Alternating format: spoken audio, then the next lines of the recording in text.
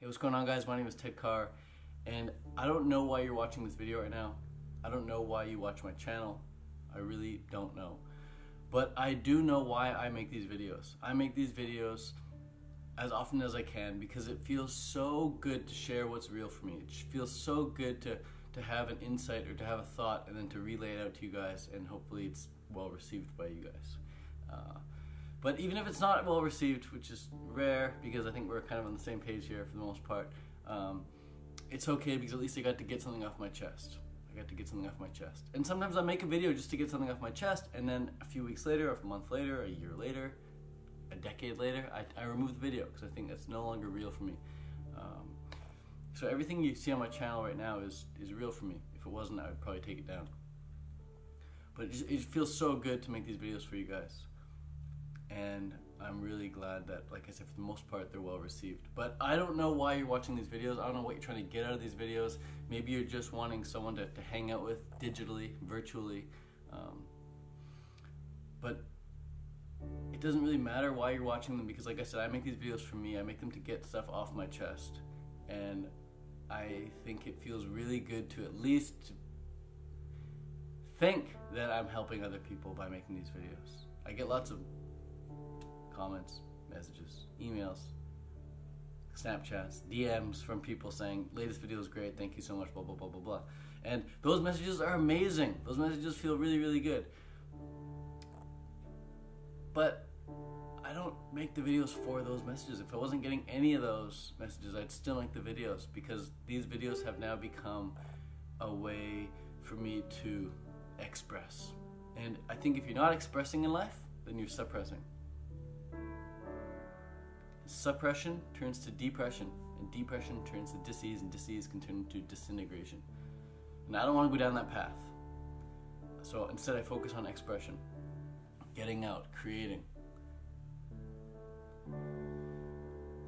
And I think a lot of today's misery, a lot of today's suffering comes about from a lack of creating. People's lack of creating.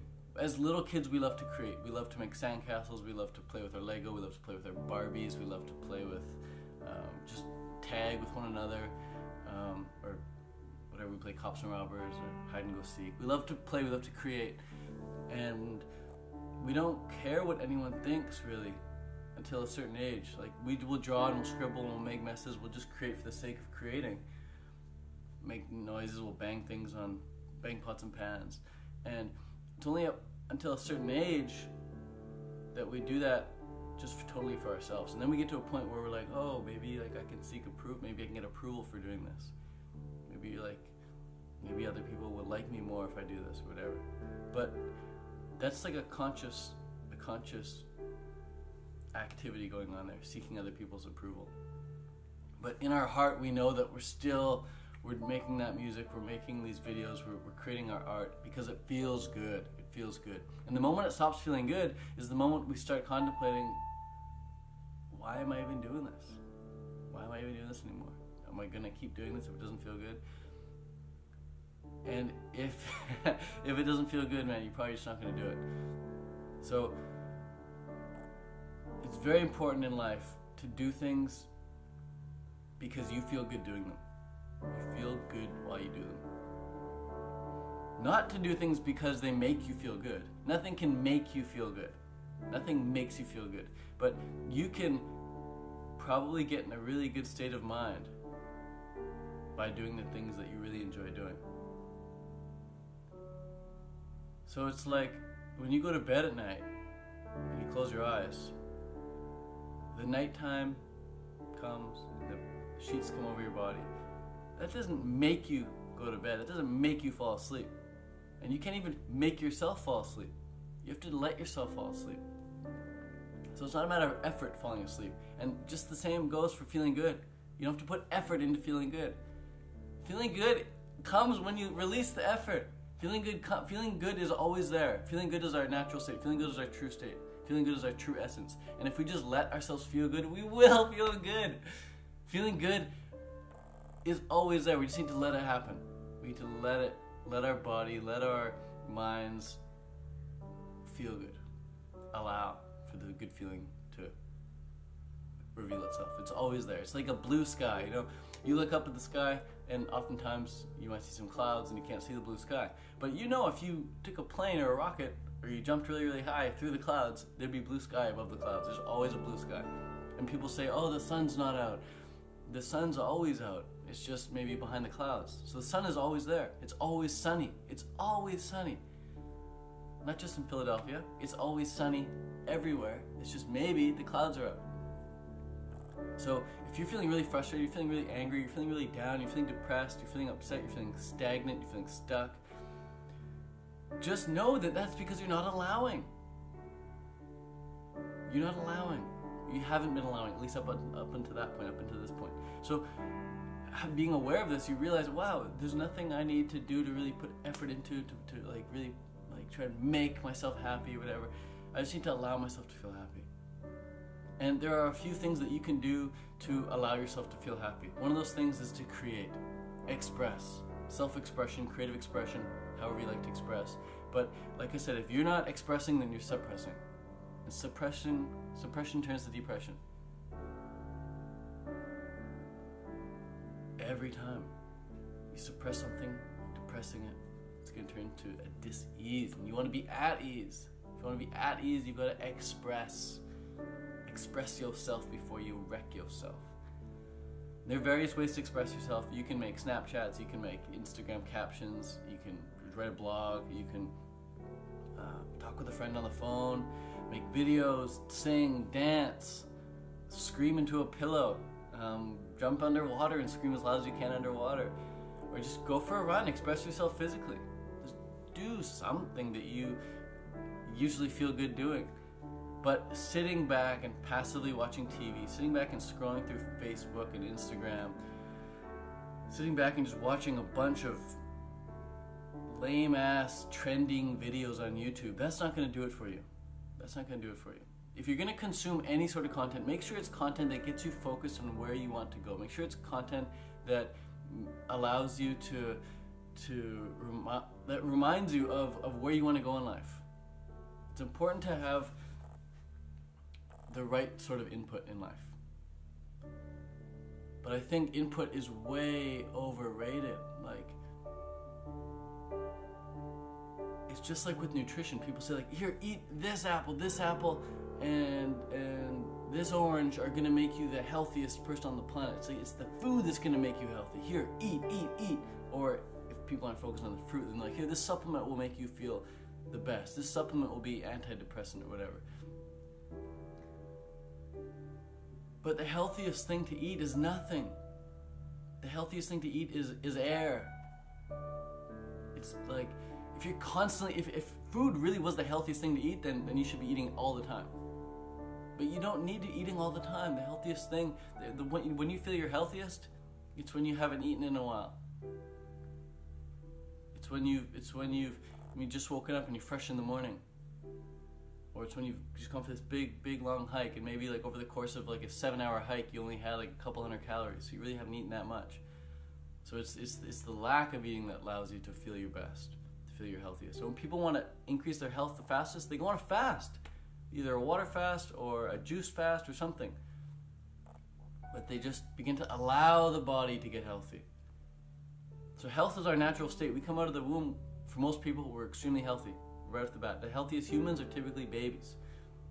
They're pure and they're unadulterated, they're just pure health. And they haven't eaten food with their mouth and esophagus and whatnot yet. They're just healthy.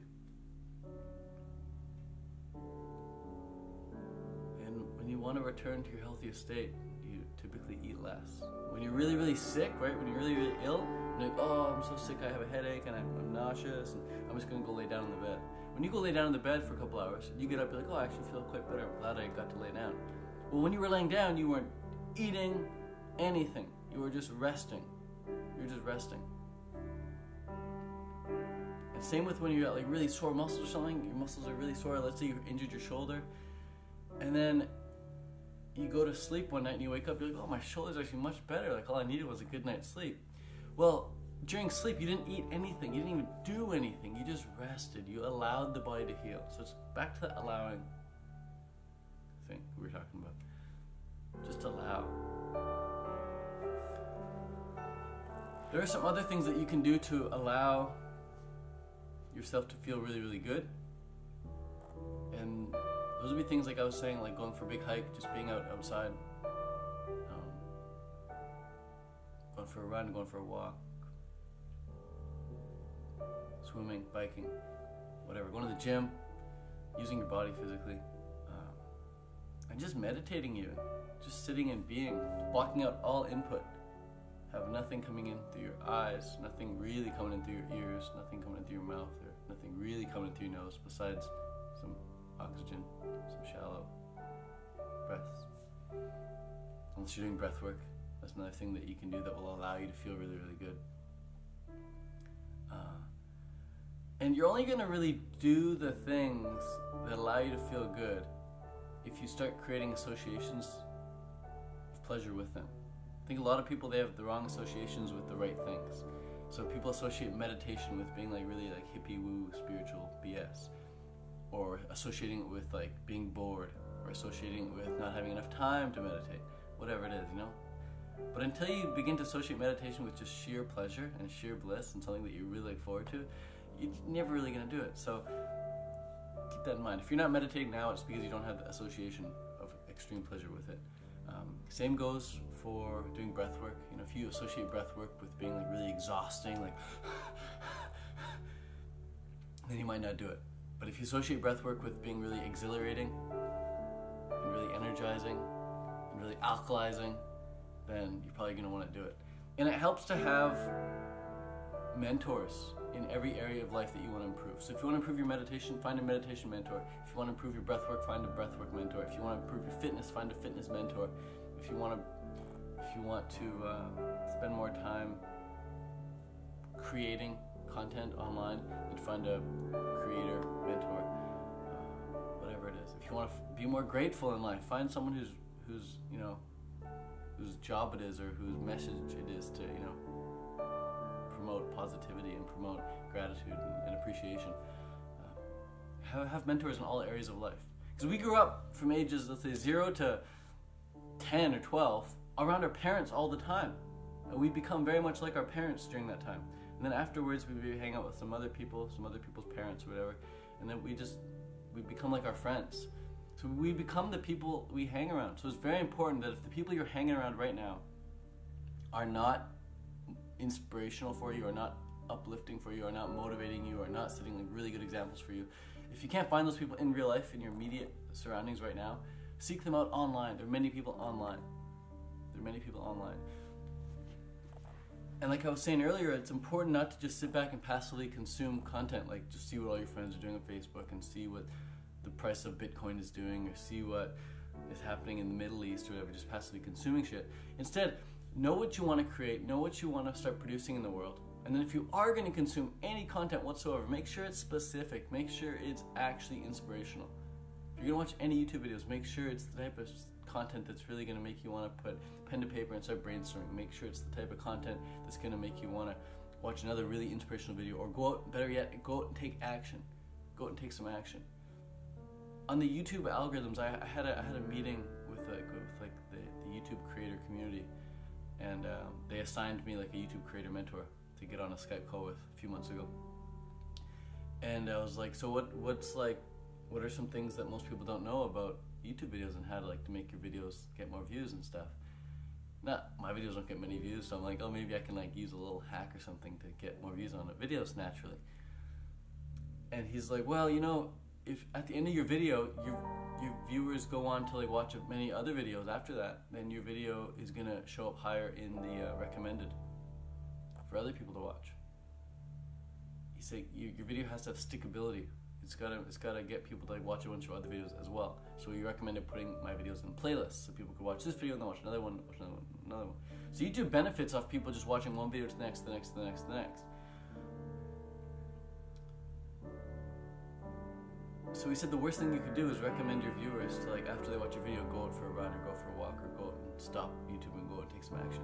But that is what I would love you to do. That's what I would do as well. Like if I watch a video on YouTube and I don't feel like, okay, I need to shut this video off right now, and I need to go take some action, that's the wrong type of video. If it's the video that makes you like, oh, that was a good video, I'm gonna watch another one, another one, those videos are the worst type for you to be watching. If your goal is to be as happy and as productive and as fulfilled as possible. So keep that in mind. After this video, go do something else. You've already been watching it for 15 minutes.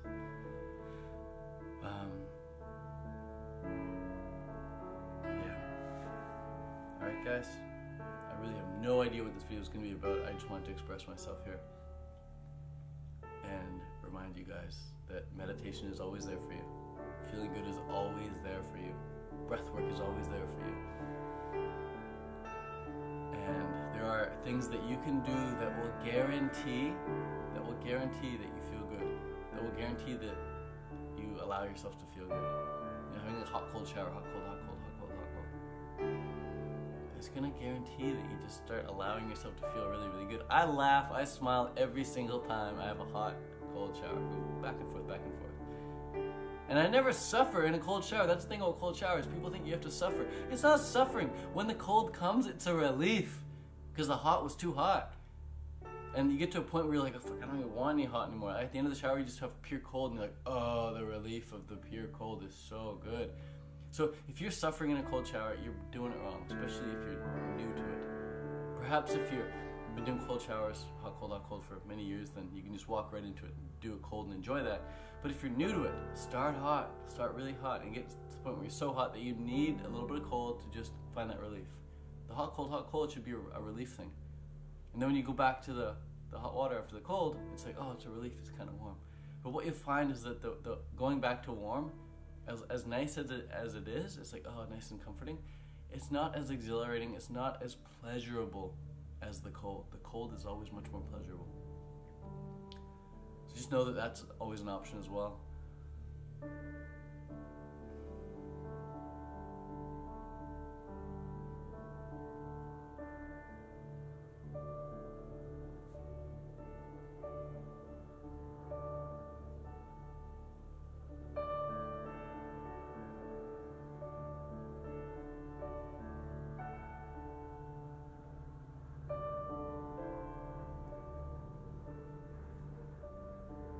You guys want to hold your breath for 1 minute with me right now? We can do that together. Just see what that's like. If you made it this far into the video, then you probably want to do something. Let's hold our breath for a minute. Before we hold our breath, let's get in some oxygen. Let's supercharge ourselves. So we're just going to inhale a lot and just let the breath go. So like, so we're not putting any emphasis, any effort on the exhale. It's just purely effort and focus on the inhale. So we'll just do that for like 10 seconds here. Here we go.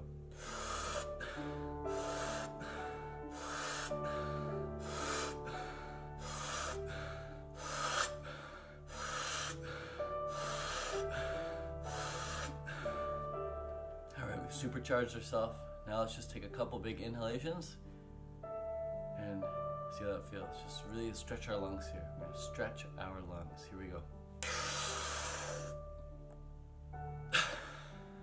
One more, just inhale, hold it for a second or two, and then exhale.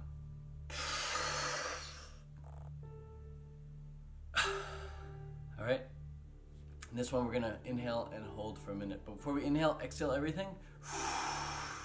And now inhale. And hold this.